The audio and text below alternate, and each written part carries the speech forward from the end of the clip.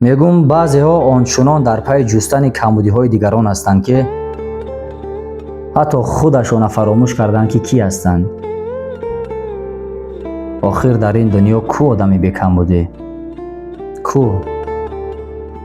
من اگر دانم که تو عاری از کمبودی هستی و دیگران را قضاوت میکنی، این تماما گپ دیگر. لیکن کمبودی های خودت از موی سرت و زیاد با نگویی که کل هستم، اما با وجود این دیگران را قضاوت میکنی. فکر میکنم این کار خوب نیست. میگویند وجود خاک از سنگ جدا نیست، سرشت آهن از زنگ جدا نیست. خطاجویان خطای خود بجویید، در عالم بی خطا غیر از خدا نیست، غیر از خدا نیست.